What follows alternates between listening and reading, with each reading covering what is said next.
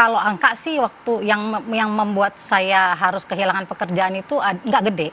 Jadi waktu itu pinjamannya total 1,2 juta ya. Kemudian yang ditransfer yang saya terima itu sekitar 1.020.000 atau 80.000 saya lupa. Waktu saya terlambat membayar, itu saya sudah dihubungi dan saya sudah menjanjikan tanggal. Saya bilang tunggu saya gajian gitu. Dan itu tidak lama setelah dia telepon. Terlambatnya berapa hari, Mbak? Dia 3 hari kalau nggak salah waktu itu dia hubungi. Jadi 5 hari kemudian, 7 hari kemudian saya gajian. Saya bilang saya akan bayar tanggal 25 misalnya gitu, bahwa saya udah gajian.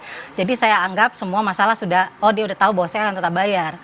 Nah pada saat setelah itu 3 hari kemudian tuh nggak ada telepon, nggak ada apa, pokoknya sepi aja gitu ya, sunyi. Saya pikir mereka udah terima, nanti tunggu tinggal tanggal 25 gajian itu saya bisa membayar gitu.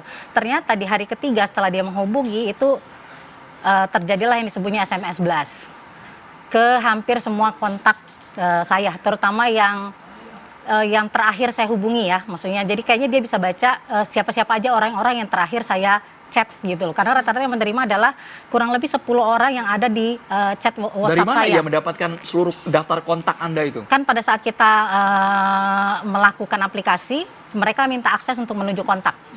Jadi udah approval dari Mbak Mawar ya? Ya.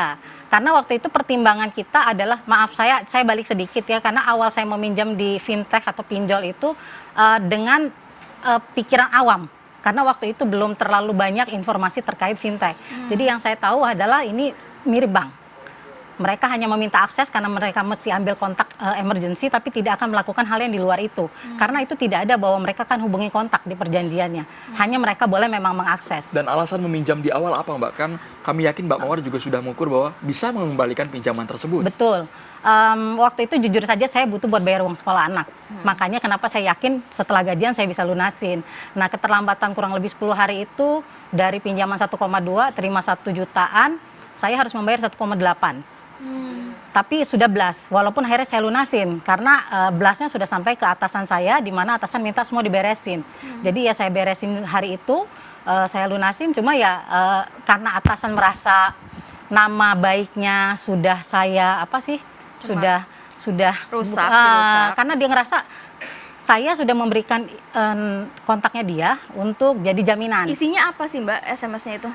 Kurang lebih menyebutkan nama kita secara lengkap, jumlah pinjaman, terus kita terlambat membayar. Mohon agar mereka untuk memberitahu ke peminjam. Tidak ada ancaman tapi? Tidak ada ancaman. Mbak Mawar, tadi kan dari awal OJK mengemukakan bahwa apakah Mbak Mawar tahu fintech tersebut, pinjaman online tersebut itu legal? Sudah di cross check belum sama Mbak Mawar secara pribadi?